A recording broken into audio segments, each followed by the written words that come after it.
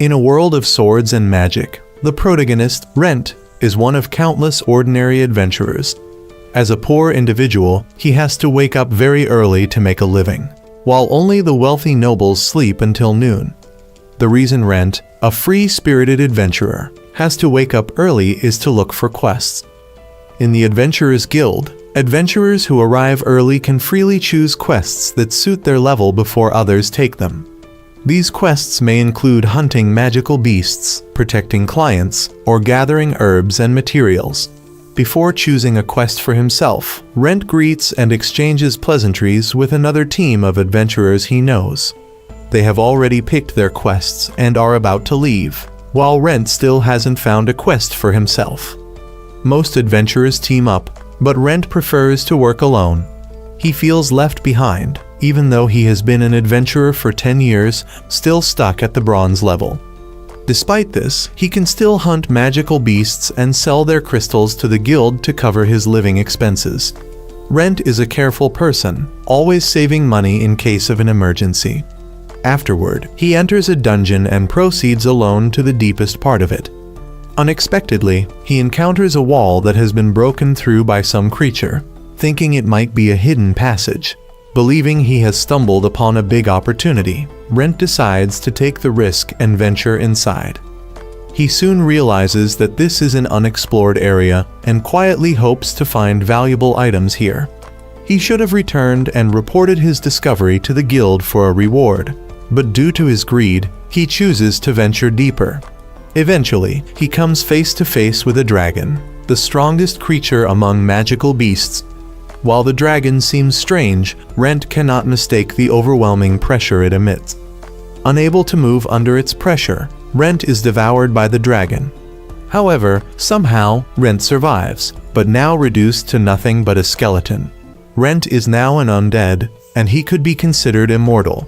However, if exposed to the cleansing magic of the church, he would certainly die, as a living skeleton goes against the natural laws of the gods.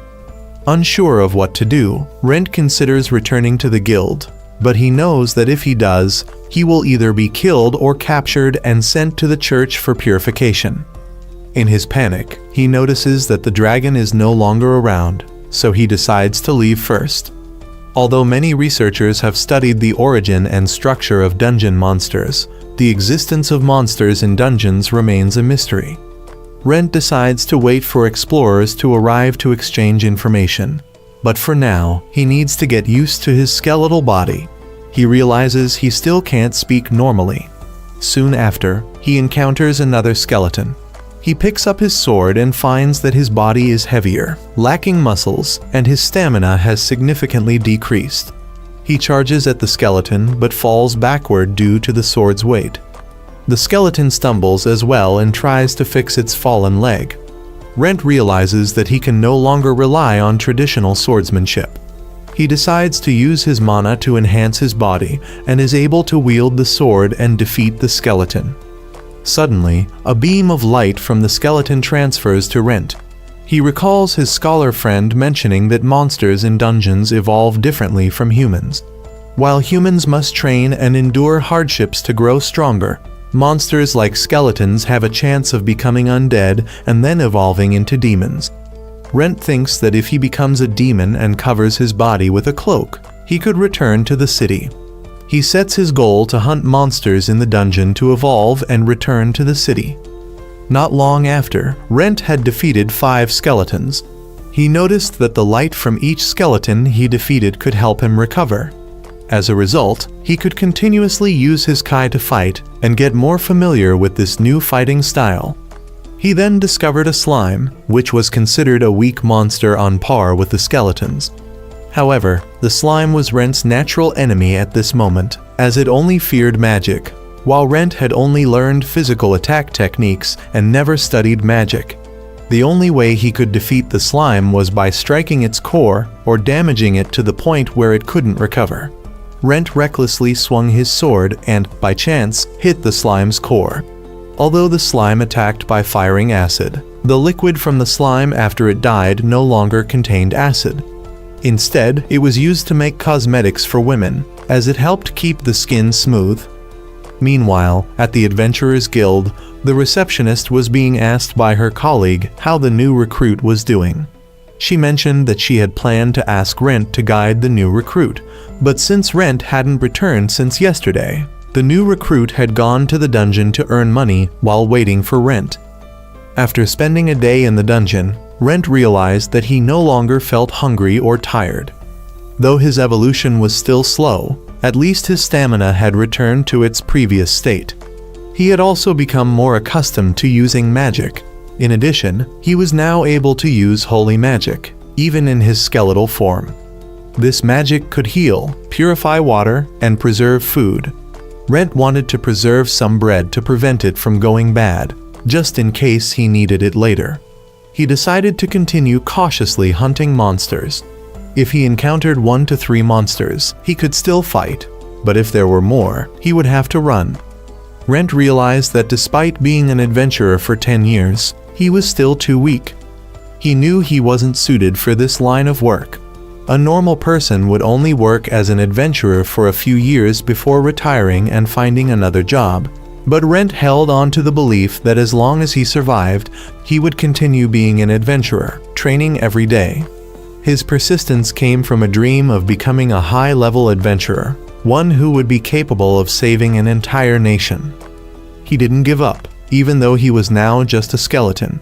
He continued to hunt monsters and noticed that he seemed stronger now than he had been as a human. Rent was about to collect some liquid from the slime when, unexpectedly, the light from it transferred to him, causing him to undergo his first evolution. Rent became a zombie with flesh. Although not fully restored, he was now able to speak, but his speech was still unclear.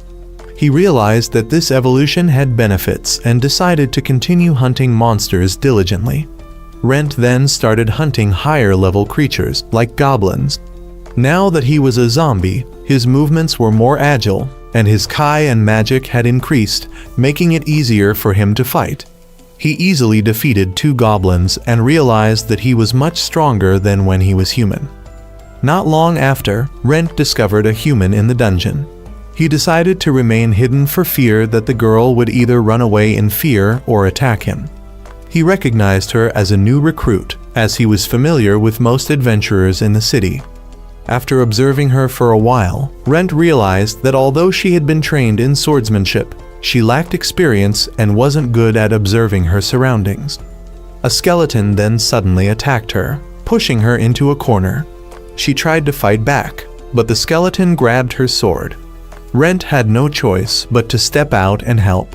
He appeared behind the skeleton and struck it down with his sword. Afterward, he approached the girl and greeted her, but she was still very startled and afraid of him. Rent introduced himself and threw his sword away to show that he meant her no harm. He then told her that he had died and been turned into this form. The girl then asked Rent if he planned to kill her if she left, to which he denied, stating that he had no such intention.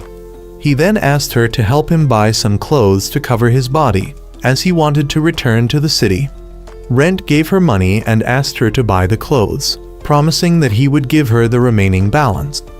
The girl introduced herself as Rena and said that she would repay Rent's kindness as the daughter of a knight family.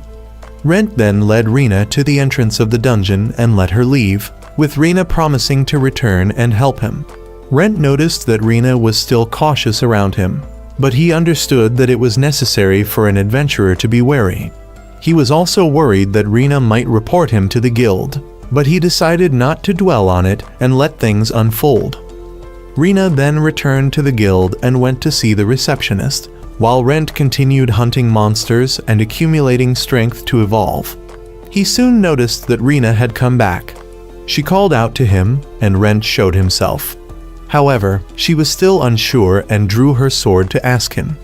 Rent explained that in the lower levels, he was the only zombie, and real zombies were found in higher levels. Rena mentioned that she had brought the clothes for him and returned the extra money. Rent checked the clothes and found them to be large enough to cover his body. Rena had also bought bandages to help him wrap his hands and legs to conceal them. After putting on the clothes, Rent realized that his face was still exposed, so Rena had prepared a mask for him.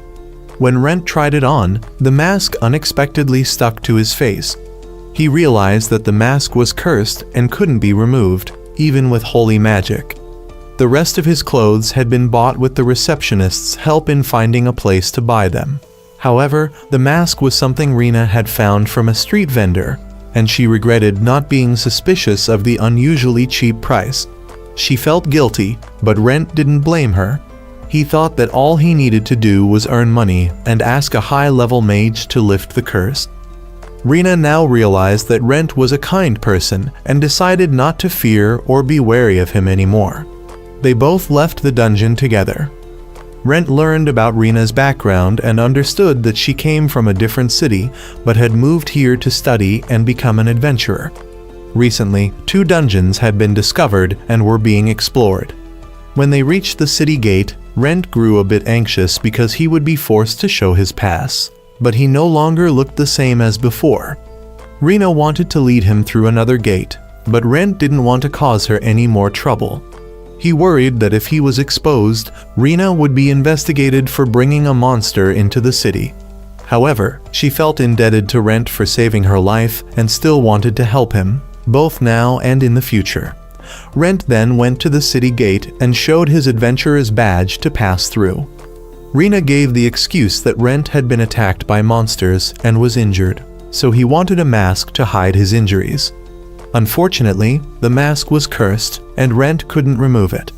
The soldiers also tried to remove the mask, but couldn't, so Rent had no choice but to hire a holy mage to lift the curse.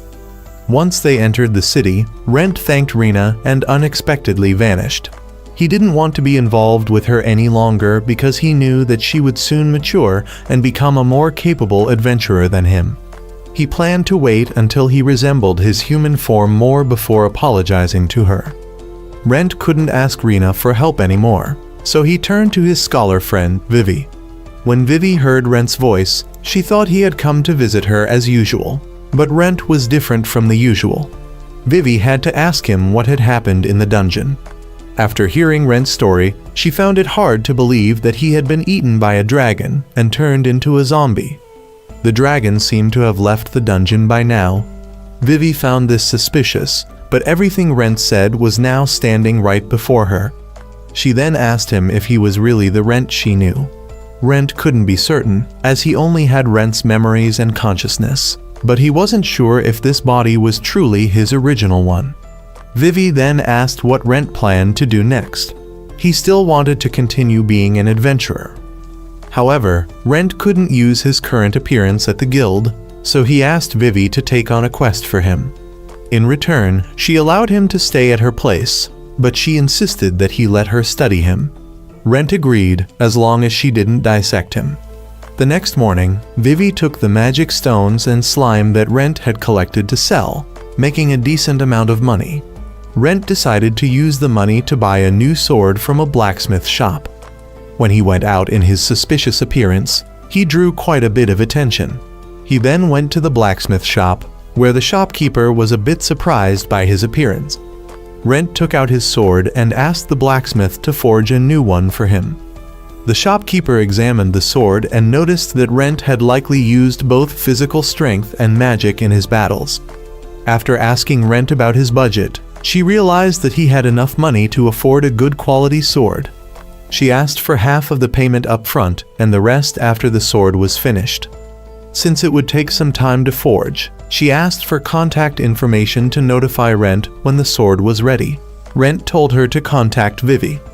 Vivi, meanwhile, was researching and discovered that zombies typically arose from corpses, and most zombies would lose their reason and emotions once revived.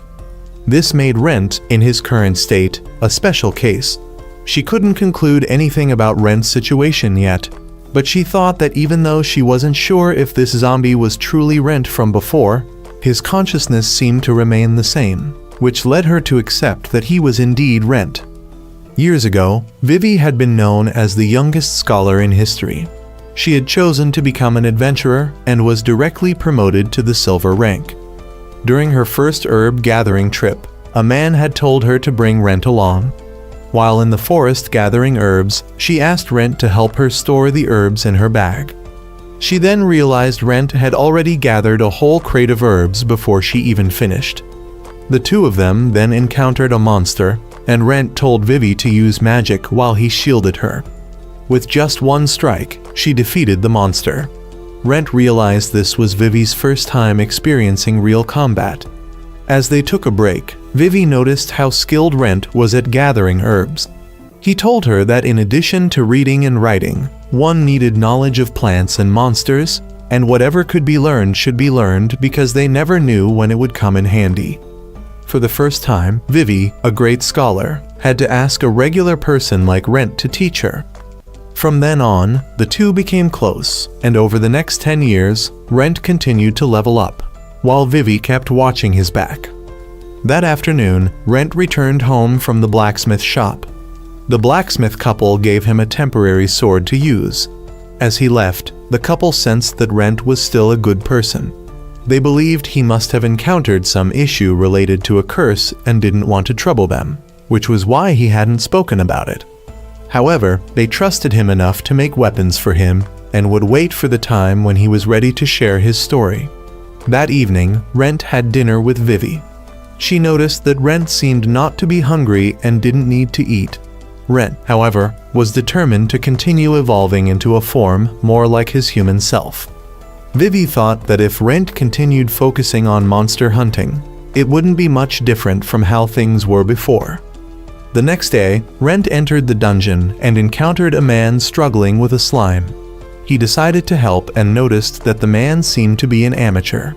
Rent then walked away, thinking that adventurers entering dungeons should be responsible for their own lives, and if they died, it was their own fault. He didn't want to get involved with this man, fearing it might be a setup to trick rescuers and steal their belongings. The man then ran up to him, asking to be Rent's teammate. The man explained that he was a new adventurer and couldn't fight monsters properly. He had originally been a cook with a stable job, but because of debt, he had decided to risk everything by entering the dungeon to pay it off. He had asked other teams to join them, but had been rejected, so he was now in the dungeon alone. However, Rent still apologized, explaining that he wasn't available to help. He felt that unless the cook found some high-level treasure, he might not be able to pay off his debt. Just as the cook was about to give up, Rent unexpectedly told him to follow him and help carry his things. Rent then noticed the wound on the cook's hand, which triggered some strange emotions in him. Though he still felt something wasn't quite right, Rent chose to go along with the cook. He led the cook to a secret passage he had discovered earlier. Once inside, Rent realized that the dragon had indeed left. While examining the surroundings, the cook unexpectedly found another secret passage. He thought that if he reported it to the guild, he could make a decent sum of money, but he had no intention of taking credit for Rent's discovery. Rent encouraged him to take the credit and not hold back, as Rent wanted to go deeper into the dungeon. The two of them eventually found an empty room, and Rent noticed a magical circle on the floor. However, the cook didn't see it and stepped into the circle, causing him to be teleported away. Rent immediately realized it was a teleportation spell and feared the cook might have been sent to a dangerous place. Confident that he could now handle the danger, Rent followed and was teleported to another room, where he found the cook unconscious. Nearby was a massive skeleton, which Rent immediately recognized as the dungeon's boss. He drew his sword and rushed to attack, but his strikes didn't cause any damage. Even after enhancing the sword with magic, the attacks still had no effect. There was no exit, so Rent realized the only way out was to defeat the boss. He knew that he had no choice but to use holy magic, though he feared the sword might not hold up for long. He enhanced the sword with holy magic and struck, breaking the boss's leg. This gave him the opportunity to deliver the final blow. Afterward, the cook woke up and saw Rent. Rent used holy magic to heal the cook and gave him the magic stone dropped by the boss. Rent was certain that the stone would be enough to help the cook pay off his debts. However, he had some conditions for the cook. Rent told him about his condition and explained that he couldn't join the guild due to his current appearance, so he asked the cook to sell the magic stone for him. The second condition was that Rent wanted to eat for free at the cook's restaurant. Rent then led the cook to the exit of the room. Sure enough, the cook didn't see the teleportation circle at the wall earlier, but when they took a different route, the cook was able to leave the room. Rent took some time to examine the surroundings before returning. Once they reached the city, the cook took Rent to his restaurant.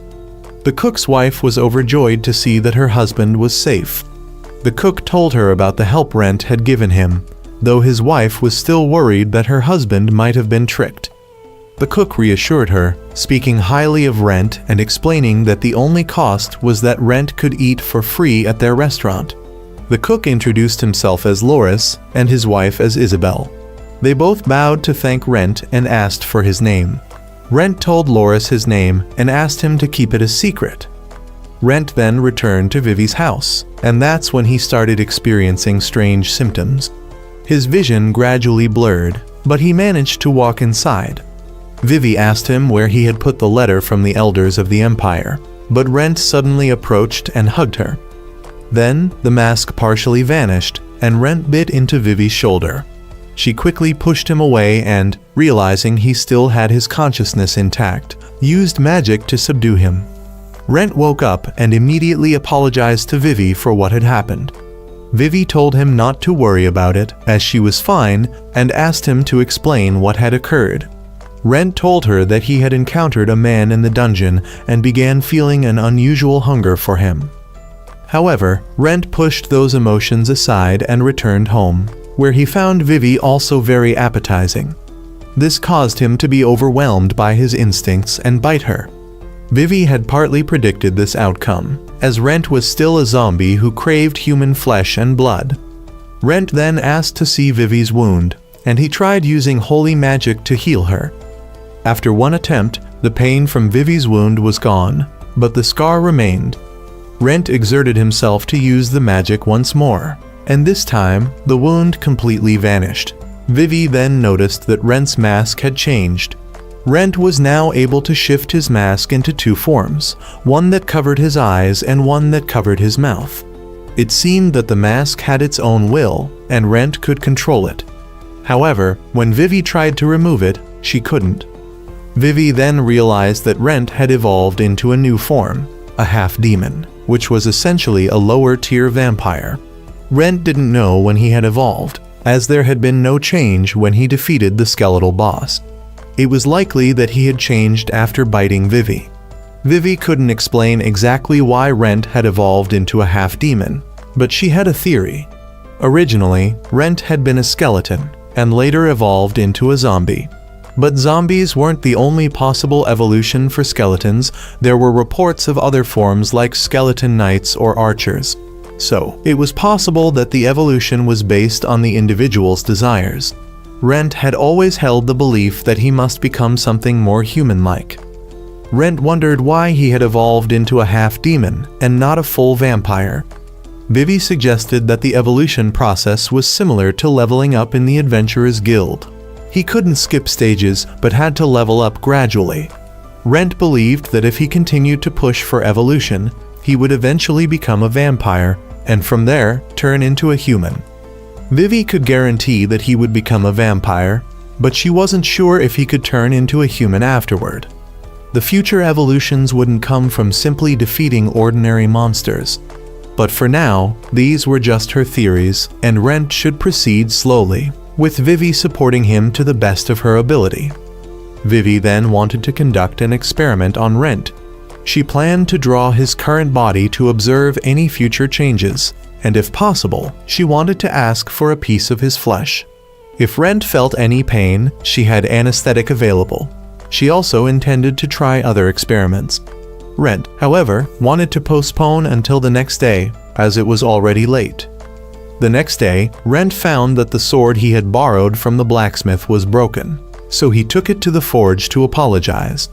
The blacksmith told him not to break the sword like that, as materials were scarce. Rent explained that he had encountered the giant skeleton boss in a hidden area of the dungeon. The blacksmith sympathized with Rent and wanted to help him continue exploring the hidden area, as he didn't want Rent to be abandoned like before.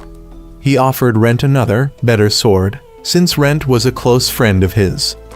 On the way back to the dungeon, Rent noticed that Loris and his wife were shopping for supplies to reopen their restaurant. In the following days, Rent helped Vivi with her experiments. Though Rent didn't understand alchemy very well, he was somewhat apprehensive about the experiments Vivi might conduct on him. Rent tried drinking some of the poison Vivi had made, and it didn't seem to affect him at all. However, recovery potions and beneficial medicines did work on him. Rent didn't feel sleepy or fatigued, but he did experience a growing craving for human blood and flesh. Vivi then gave Rent a vial of her blood to drink whenever he was on the verge of losing control. Just a drop helped soothe his hunger significantly. The next morning, Rent mentioned that he wanted to go to the guild to take on a quest. However, Vivi pointed out that in his current state, he would attract attention. Even though Rent was a bronze-ranked adventurer, the guild had a high opinion of him because of his significant contributions and vast knowledge. The guild had considered offering him a position, but since Rent had no intention of retiring, they hadn't made any formal proposal yet. But now, Rent knew that in order to level up, he needed achievements. The way to gain achievements was by taking on quests himself. So, Vivi came up with another idea. Rent could use a different identity to start leveling up from scratch. Rent then went to the guild and sought out Sheila, the receptionist he was closest to. When he met her, Rent requested to register as an adventurer. As they were preparing the paperwork, Rent was filled with nostalgia for 10 years ago, when he had just started his career. However, his current goal remained unchanged from the past. Rent decided to use his old name but changed his last name. Sheila was a bit surprised by the name Rent, since the Rent she knew had disappeared a few days ago. Rent explained that he was a relative of Vivi and was currently living at her house. Sheila had heard rumors about someone moving into Vivi's house recently. She then proceeded to handle the paperwork, and Rent felt that telling her he was Vivi's relative was the right choice, as he didn't want Vivi to get caught up in any bad rumors. Rent then received his adventurer's badge and made his way to the dungeon. Along the way, he encountered a young adventurer couple and thought they would be able to handle things themselves. If it had been him in the past, he would have gone over to guide and assist them. But now, as a newcomer, he didn't want to attract too much attention. Rent decided to head toward his secret passage before anyone else discovered it. As he entered the teleportation room, he went deeper into the dungeon and came upon a stone room, which seemed to be the living space of someone who had once lived there, as there was a skeleton inside. Suddenly, a girl in a cloak appeared and asked what he was doing there. She assumed Rent was there to steal something and immediately cast an attack on him. Fortunately, because Rent was a half-demon, only his belongings were burned, and his body sustained only minor injuries. The girl then realized why Rent had been able to reach this place. She understood that she had misunderstood him, so she approached and apologized to Rent. She decided to give him her cloak and asked that he never tell anyone about this place, as it was very important to her. In exchange, she gave him a magical map that would automatically record the locations Rent had visited. After their agreement, the girl teleported Rent outside the dungeon. Rent then returned home and told Vivi about his encounter. She remarked that it seemed like he was cursed, constantly getting involved in strange situations. As for the map, Vivi couldn't make much use of it, so Rent tried to channel mana into it. Sure enough, the map lit up and began drawing a detailed path through the dungeon, even marking the positions of others in the dungeon. Vivi considered the map to be extremely valuable, on par with a national treasure. Rent tried to see if the map recorded other dungeons, but it appeared that it wasn't fully detailed for other areas. He recalled the girl had said the map would only record the places he had visited. Rent also wanted to check if the cloak was cursed, and Vivi confirmed that the cloak was indeed special. It had high resistance to magic, and ordinary weapons couldn't penetrate it. Rent decided to return to the room the next day, as the girl had only forbidden him from telling others about it, not from visiting. Though he knew the girl didn't want outsiders to intrude, He wanted to go back and meet her again. However, the next day, when Rent tried to find the secret passage, it was blocked. The map also didn't show the location anymore, so Rent realized that the girl had sealed off the passage to prevent him from finding her again. Meanwhile, Sheila at the guild was worried about Rent, as she hadn't heard anything from him for a while. Rent unexpectedly returned and told Sheila he wanted to take on a quest to defeat orcs.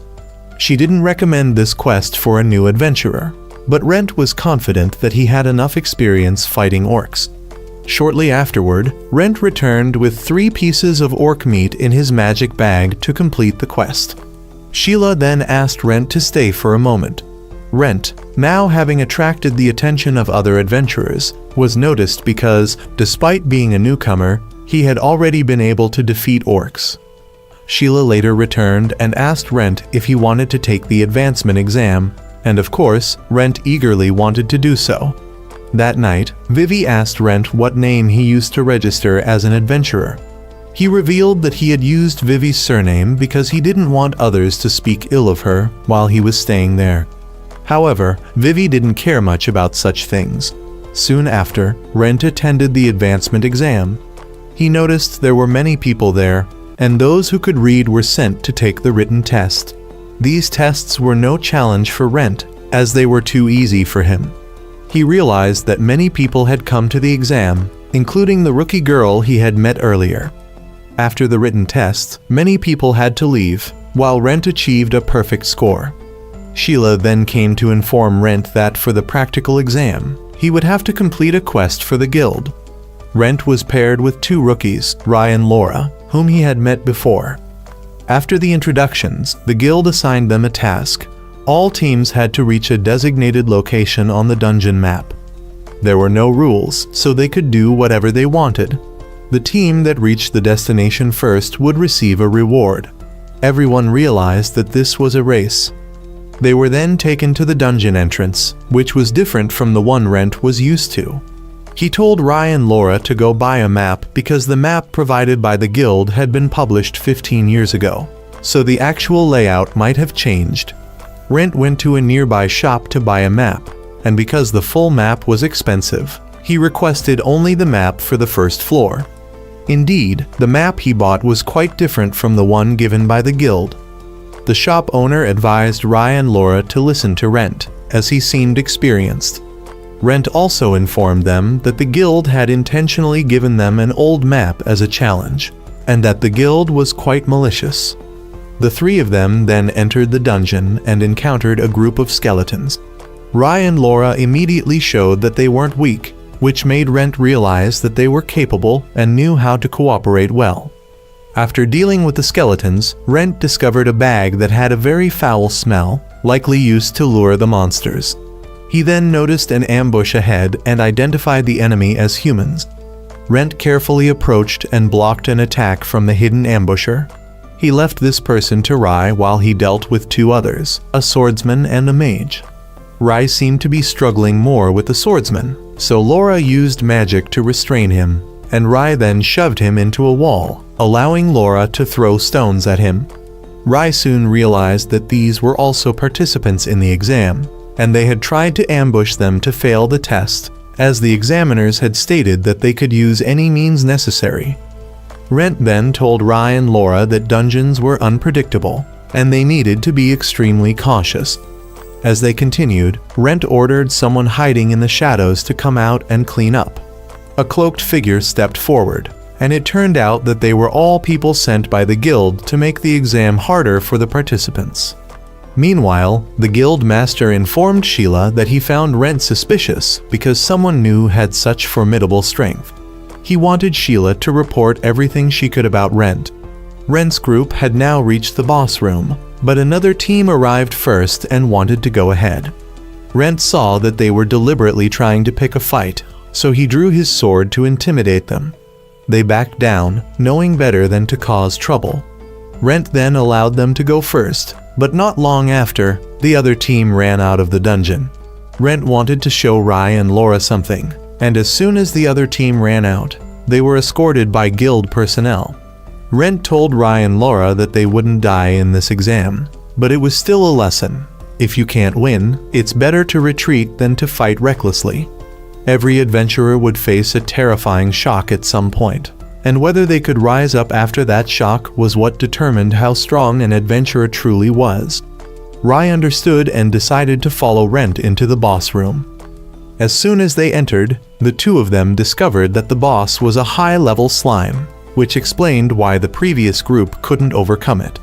Rent explained that there was still a way to defeat it, but since they had encountered the boss, he wanted to test his strength. He believed that to become stronger, one had to engage in tough battles to push their abilities. Rai, as the vanguard, charged forward and dodged the attack well. However, he couldn't strike at the core of the slime. Immediately, Rai was thrown back. Despite the intense pain, Rai forced himself to stay on his feet to give Laura time to cast a spell. In this battle, Laura was the key to defeating the slime, and Rai needed to stall for time. Before they entered, Rent had already discussed the strategy with them, so they proceeded according to plan. Rent believed that if they performed well, they could defeat the boss, but he would assist them a little to prevent them from being seriously injured. Once Laura finished casting her spell, she signaled for everyone to retreat. She used Fireball to attack the slime, which was weak to fire due to its water-based nature, tipping the odds in Rent's group's favor. This was the first time the two rookies had defeated a boss, and the materials from the slime could be sold for a lot of money, so they decided to stay and gather them, disregarding the other participants who had passed. Laura realized that reaching the goal first didn't matter much. As long as they reached it within the allowed time, they would pass the exam. Moreover, there were many traps ahead, so they could let the others act as decoys while they safely made their way to the goal. Rai also understood that the guild had set up these traps to help improve adventurers' skills. Without strength and the right mindset, they would easily be defeated by monsters. To their surprise, they were the first team to complete the challenge. The two rookies had become wiser by having someone at the guild verify their identities before trusting them. The reward was nothing special, just an immediate promotion to the next rank and a few healing potions. After completing the exam, Rent told the two rookies to follow him. Since neither of them had ever been to the second floor of the dungeon, he wanted to show them around. They were shocked to find that the second floor had sunlight and different types of plants. This was where they would have to fight if they continued being adventurers, so they needed to be mentally prepared from the start. The journey back to the guild was tiring, as the guild still had traps set up to test them, but Rent and his group managed to make it through. After handing over their certification to Sheila, the three of them were promoted to copper rank adventurers. Sheila's younger brother, who had been watching them during the exam, also came to confirm their progress. The guild not only evaluated the participants based on their strength, but also their character. In their case, they received perfect scores in both aspects. Rent later learned that Rai and Laura had defied their families to become adventurers, which reminded him of his own past. By the end of the day, Rent and the two rookies had to say goodbye. Rent had his own path to follow, and so did they. He wished them the best, but reminded them that a teacher for a day is a teacher for life, so they would never forget the lessons he taught them that day. After bidding farewell to the two rookies, Sheila had a conversation with Rent about the person she had known before. Being sharp, Rent understood that she had figured out his true identity. Sheila invited him to a quiet place to talk, and Rent, cautious of what the guild might do, asked if this was an order from the guild. If it was, he would never return to the guild again. Sheila admitted that the guild had indeed tasked her with investigating him, but what she wanted to do came from her own will, not the guild's. Rent reluctantly followed her to a private place, where he would explain the serious matters about himself. He knew that this could have consequences for both sides, so he asked her to keep it a secret for safety. Sheila agreed to use a magical pact on herself, binding her to secrecy. If she revealed it, she would be punished by the pact and would immediately leave the guild. Sheila's actions stemmed from her desire to help Rent in the same way Rent had once helped her become the diligent guild employee she was today. Hearing this, Rent agreed to form the magical pact. He then removed his hat to reveal his face to her, as he didn't know where to begin explaining, and this seemed like the simplest way. Sheila was utterly shocked upon seeing Rent's face. It was no longer human, but that of a demon. For now, Rent decided to leave the matter unresolved so she could take her time to process it. A straightforward explanation would not suffice for something so unbelievable. As he was about to leave, Sheila declared that she would do her best to help him. No matter what Rent had become, she trusted that his inherently kind nature meant he would never harm humans. She assured him that if he faced any issues related to the guild, she would handle them. The two of them returned home that night, where Vivi noticed that Rent had revealed his secret to Sheila. Returning to the main topic, Vivi wondered aloud if Sheila wasn't afraid of being implicated in something so dangerous. Sheila, however, expressed no fear. Vivi subtly hinted at Rent's current state as a flesh-eating monster, but Sheila still decided to stay and help him. Pleased by her determination, Vivi felt a sense of mutual trust had been established and invited Sheila to stay for dinner. During dinner, Sheila mentioned that Rent had recently gained a bit of fame. There had been a series of disappearances involving adventurers that weren't caused by monsters, and the guild master suspected they might be kidnappings. Rent's sudden appearance as an unusual individual only fueled suspicion. The situation was complicated, and Sheila promised to explain things to the guild master to alleviate his concerns. In the meantime, Rent would avoid visiting the guild to let the rumors die down. A few days later, the guild master asked Sheila about her investigation. Sheila explained that Rent's nature was just as kind and trustworthy as the Rent they had known before, which reassured the guild master. Several days after that, Rent left the house early one morning, which worried Vivi. She questioned why he would go out so soon after agreeing to avoid the guild for a while.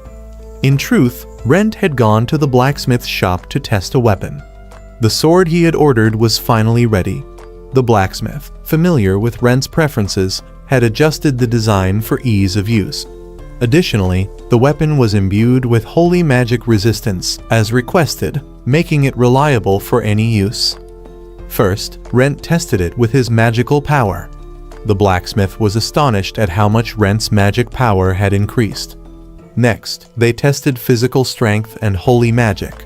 The sword proved its quality, withstanding powerful holy magic-infused strikes without damage.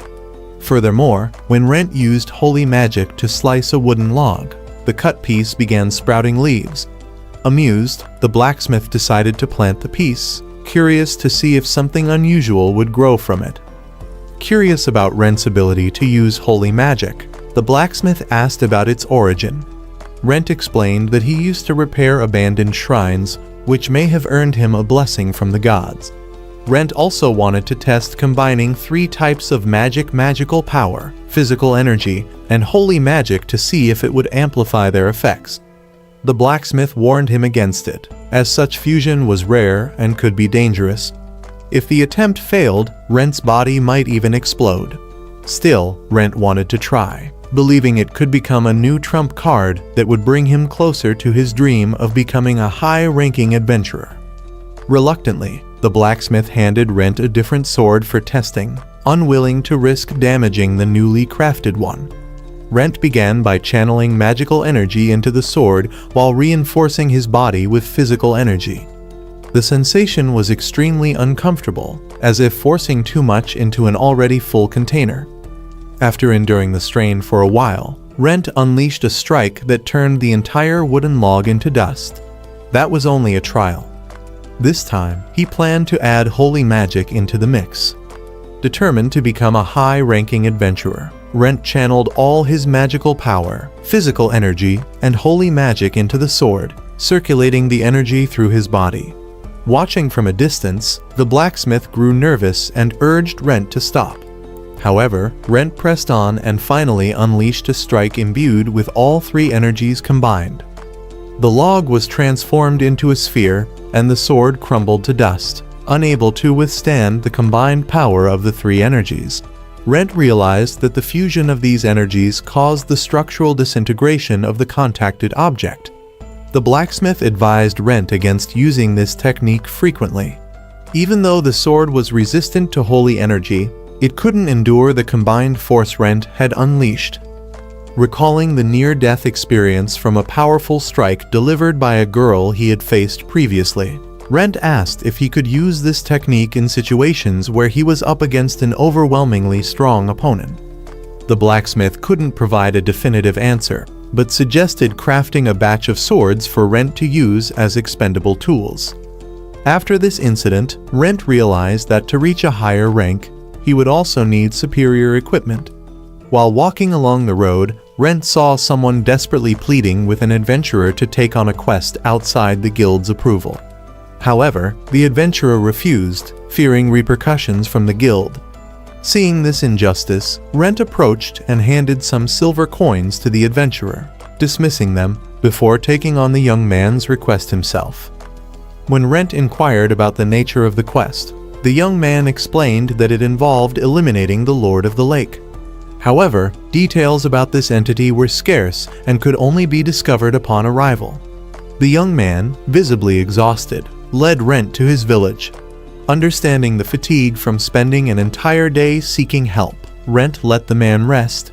Before heading to the lake, Rent wanted to inform Vivi about the village. The village was located eastward, where unusual festivals were held. Recently, a legend had emerged about sacrificing maidens to the Lord of the Lake. To save the village from calamity, they were forced to offer a beautiful maiden with magical energy to the entity. Intrigued, Rent and Vivi both decided to investigate the creature responsible for consuming so many young women. The next victim was the young man's sister, which had driven him to seek help desperately. Rent believed the situation might not require confronting the Lord of the Lake. Perhaps rescuing the girl would suffice without risking a direct battle. Upon reaching the village, Rent observed its desolation. The loss of many young women had sapped the village's vitality. Rent noted that women brought life to men, and their absence left the villagers unmotivated to work. The young man's sister was a sensible girl. Learning that her brother had sought help to save her, she adamantly refused, fearing it would endanger the village and her brother. Additionally, Rent's monstrous appearance made her doubt his reliability. Hearing her harsh words, Rent felt deeply hurt. Ultimately, she refused any assistance from adventurers, determined to avoid angering the Lord of the Lake. Rent, however, refused to back down, as he had already accepted her brother's request. The girl, left with no other option, reluctantly invited the stubborn adventurer into her home, but forbade him from interfering. The sacrificial ritual was scheduled for the following night. Seeing the girl's resignation, Rent realized reasoning with her would be futile. The young man, filled with love for his sister, vowed to prevent her sacrifice at any cost, even if it meant facing the villagers' wrath. Hearing this, Rent promised to do everything in his power to help. But first, he needed to gather information. The next morning, while preparations for the sacrificial festival were underway, Rent probed for information about the Lord of the Lake. He noticed a group of suspicious merchants selling goods to the villagers specifically for the festival. Spotting Rent as an outsider, the merchants warned him against witnessing the ceremony, claiming the Lord of the Lake was enraged. Sensing something amiss, Rent feigned compliance. By afternoon, the sacrificial ceremony commenced. The villagers, filled with sorrow, wished for the young girl to reincarnate into a better life rather than endure the harshness of their current one. Her brother had tried to persuade the villagers to let her escape, but his pleas were in vain. The villagers feared that if the Lord of the Lake grew angry, it might destroy the entire village. As a result, they resigned themselves to sacrificing the girl. By evening, all preparations for the ritual were complete. Rent, having finished his investigation, informed the young girl about his plan to save her life. He encouraged her to resist rather than give in, reminding her not to let her brother's efforts go to waste. Hearing this heartfelt advice, the girl found renewed motivation to keep fighting for her life. The ritual proceeded as usual. Rent and the brother acted as the boatmen, taking the girl to meet the Lord of the Lake. As they approached the center of the lake, A thick mist enveloped them, but something felt off. The Lord of the Lake appeared a giant octopus-like creature, but it was lifeless. Realizing this was merely an illusion, Rent exposed the culprits behind the deception. Thanks to a special item from Vivi, Rent was able to walk on water. He leaped straight through the phantom creature and discovered that the merchants selling goods for the sacrificial festival were the masterminds. Confident that Rent was weak and incapable of fighting back, they launched an attack. Rent swiftly capsized their boat and returned the criminals to the village for judgment. The siblings explained the truth to the villagers. The young women previously offered as sacrifices were still alive, imprisoned elsewhere to be sold to foreign lands for profit. With the quest resolved, Rent prepared to leave. The girl, now grateful for her savior, invited him to stay for a few days. However, Rent declined, stating someone was waiting for him. Realizing she couldn't convince him to stay, the girl ran after him and gave him a goodbye kiss, albeit through his mask filled with heartfelt emotion and a promise to meet again. After this incident, Rent concluded that the missing adventurers were unrelated to these criminals. He returned home to report everything to Vivi, crediting her water-walking shoes for making the task much easier. A few days later, Rent finally visited the guild to take on another quest. There, he noticed a job offering a single coin as a reward. These quests were usually considered charity work and rarely accepted. Surprisingly, the adventurers there were willing to take them on, seeing adventuring as not just a way to earn money, but also to help others. Rent met Sheila, who offered to help him find lighter quests if he wanted. Intrigued by the one-coin quest, Rent decided to accept it. The task involved collecting a flower that only bloomed near poisonous swamps. The flower had a romantic legend associated with it that Rent had heard before, but in this case, it was needed to make medicine. The client was a young girl who wished to use the flower to save someone important to her. Rent arrived at the girl's house, and as he was about to knock, the door handle broke off. Using slime jelly, he fixed it before meeting the girl. Mistaking him for a debt collector, she was startled at first. Rent clarified he was an adventurer. The children in the house were fascinated by Rent, but the girl, who appeared to be their caretaker, sternly warned them not to approach suspicious individuals. Though her words weren't meant to target Rent specifically, he agreed with her sentiment, advising the children never to trust strangers. Rent then asked the girl to speak freely with him. She introduced herself as Elise and explained the situation in detail. Elise took Rent to meet the nun overseeing the orphanage.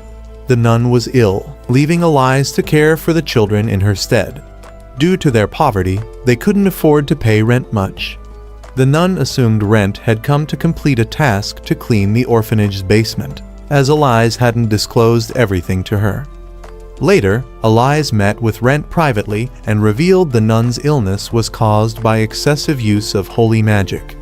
The cure required the swamp flower to create a medicine. Elise hadn't told the nun about her condition because she feared the nun would leave the orphanage, be replaced by someone else, and resign herself to death.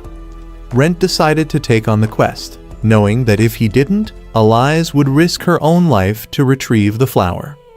Rent decided to check the basement to handle the monsters mentioned by the nun. Once he descended, he discovered that the creatures were merely rats. The leader of the group suddenly lunged at him, biting his hand.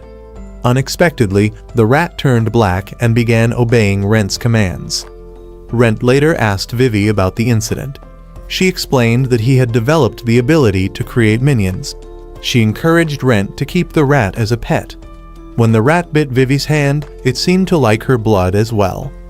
Amused, Vivi decided to name the rat Edel and planned to use it for small experiments. The rat seemed fond of Vivi and behaved obediently. That night, Rent grew bored since he could not sleep. Vivi offered to cook something for him. She knew Rent was planning to visit the poisonous swamp nearby, a place rumored to house a semi-dragon creature.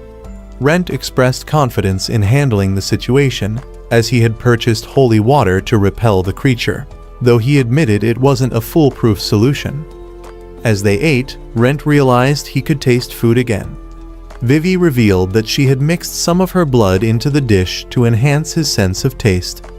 The next day, Rent arrived at the swamp. The coachman was scheduled to pick him up that evening. Although the area was dangerous, some unique plants growing there attracted visitors. While traversing the swamp, Rent encountered a group of goblins. These goblins were far stronger than those found in dungeons due to the harsh environment, which had honed their intelligence and pack tactics. Nonetheless, Rent quickly eliminated them with ease. Continuing his journey, Rent unexpectedly fell into the water and encountered a giant fish. He swiftly dealt with the creature while Edel watched from the sidelines. Meanwhile, Sheila visited Vivi and discussed the criminals Rent had captured earlier. Sheila wondered why Rent aspired to become the highest-ranked adventurer. Vivi admitted she had never asked Rent about his motivations, as adventurers typically avoided probing into each other's pasts. Sheila expressed concern for Rent on his current quest, but Vivi was confident in his ability to manage. At the swamp, Rent began to regret buying cheap holy water. The semi-dragon found him and cornered him. Rent dodged its poisonous attacks and counterattacked, but both his magic and physical strikes were ineffective. Edel then used holy magic and leapt into the creature's mouth, forcing it to spit him out. Rent realized the semi-dragon was vulnerable to holy magic. Activating his own holy magic, he launched a counteroffensive. After dodging the creature's attacks, he successfully decapitated it. Acknowledging Edel's contribution, Rent placed the semi-dragon's head in his magical bag for later. Moving forward, Rent found the field of flowers Elias needed. Just as he was about to pick the flowers, he encountered an elf.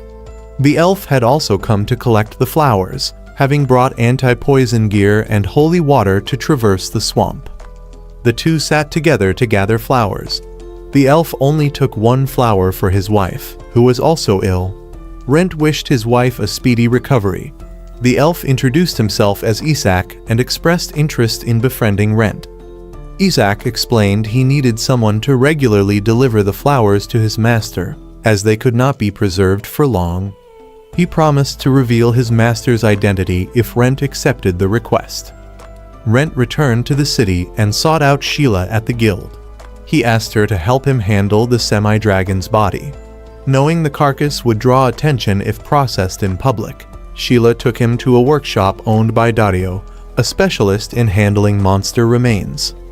Dario recognized that Rent had killed the semi-dragon with a single strike, leaving the body largely intact. This would fetch a high price.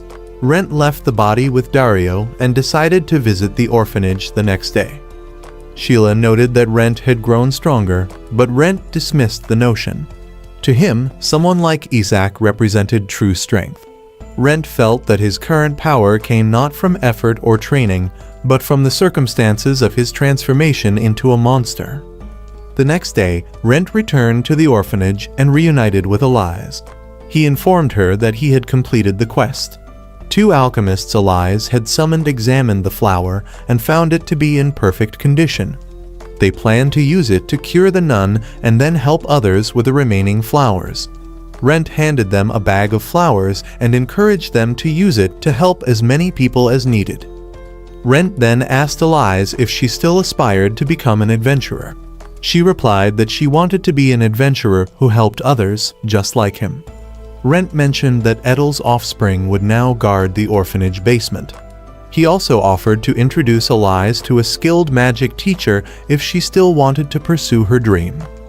Elias, not wanting to overly rely on Rent, hesitated. Rent reassured her, saying she could owe him a debt that she could repay later. That evening, Rent asked Vivi to train Elias in the future. Vivi teased him, noting that he seemed to be meeting a lot of young girls recently. Rent, clueless about romance, tried to appease her by offering compliments. Vivi decided to let it slide, as the compliments were directed solely at her. The next morning, Rent went to the guild, where Sheila informed him that a prominent family had issued a quest specifically requesting him. Rent suspected this quest was from Isaac, who worked for a secretive family. Accepting the quest, Rent set out to meet them. Meanwhile, Elias informed the nun of the truth through the alchemists. The nun prepared to leave but was stopped when the medicine was ready. Realizing that Rent was the one who completed the quest, she stayed to hear more about him. Rent arrived at the family's estate, where the gatekeeper explained that ahead lay a maze garden created using magical tools. He shared that anyone who conquered the maze would be rewarded with another magical tool from the family. His only advice to Rent was, "Don't trust the sun." Rent ventured into the maze. Despite progressing far, his magical map failed to record his path. Frustrated, he decided to navigate without it. After wandering for some time, he admitted he was lost. Eventually, he stumbled upon a clearing where a girl was seated. She invited him to either continue on his way or stay and have tea with her. Rent noticed that both the teapot and kettle were magical tools. The teapot, capable of infinitely refilling itself with tea, was said to be worth 300 platinum coins, enough for someone to live comfortably for a lifetime. Rent marveled at the family's wealth. The girl recognized Rent's shape-shifting mask as a magical tool and offered to buy it. Rent knew selling it would yield a fortune, but explained that he couldn't remove it, as it was essential for his travels. The girl also cautioned him again, "Don't look at the sun." As Rent continued through the maze, he noticed the sun shifting unnaturally. When he threw a rock toward it, the rock vanished, confirming that relying on landmarks like the sun was futile. After a day of wandering, Rent finally reached the manor. Isaac and the girl, Latour, greeted him, impressed that he had deciphered the maze rules. Latour introduced herself and guided Rent to discuss the quest and its reward. She offered him the chance to choose one magical tool from their vault. Led into the underground storage, Rent was amazed by the collection. Among the items were some peculiar tools, such as an endlessly bouncing ball. Rent's attention was caught by a toy airplane with a magical control system. While intrigued, he hesitated because the toy lacked practical utility. Latour explained that if he infused magic into the airplane, he could see through its perspective. However, the feature consumed significant magic and had limited range, making Rent unsure about selecting it. Deciding to explore further, he delved deeper into the vault to examine other magical tools. Suddenly, Rent accidentally touched something, causing several small fragments nearby to merge into a golem. The golem began attacking Rent. Isaac hurried to find something to stop it and asked Rent to buy him some time. The golem was incredibly strong, and Rent managed to sever one of its arms. Vivi had once told Rent that golems usually had a seal on their forehead that could be targeted to deactivate them. However, this golem lacked such a seal. Rent decided to use a combination technique to destroy it, but Latour intervened just in time to stop the golem. She assured Isaac that they would clean up the mess later and asked Rent if he wanted to continue exploring. While exploring further, Rent discovered a vial of blood. Latour revealed that it contained vampire blood, warning that no one who had consumed it had ever survived. Rent decided to take it, believing it might help him become a true vampire. On his way home, Rent also brought along the toy airplane. Vivi found it intriguing, as Isaac had gifted it to Rent. Isaac had requested Rent to deliver flowers to him periodically as part of a quest, and Rent agreed. As for the vial of blood, neither Rent nor Vivi was sure about the consequences of drinking it. Vivi admitted she didn't want Rent risking his life by drinking the blood. She told him that even if he remained a half-demon and stayed with her forever, she would be fine with it. However, knowing Rent's personality, she was certain he wouldn't listen. Becoming a high-ranking adventurer was his dream, after all. Vivi then remembered Sheila's earlier question and asked Rent why he wanted to become a high-ranking adventurer. Rent realized he had never told Vivi about his reasons. She hadn't asked before because Rent had once said that adventurers shouldn't pry into each other's pasts. Rent explained that his goal was revenge, though more accurately, it was to prevent tragedies from happening. He recounted that he used to live in a remote mountain village. At the age of 5, he had traveled outside the village with his parents for trade. Rent also had an older sister named Lynn, who longed to see the world, though Rent feared encountering bandits. Lin teased him, saying he'd never become an adventurer if he remained so timid. Lin had always been impulsive, often dragging Rent into trouble, for which she would be scolded. But one fateful day, their family was attacked. Their mother urged Rent and Lin to flee, while their parents lost their lives. Lin pulled Rent along as they fled from a monstrous wolf. Eventually, the wolf caught up to them. Lin sacrificed her life to shield Rent from the wolf's fangs. At that moment, a warrior arrived and fought the wolf. After a prolonged battle, the wolf retreated.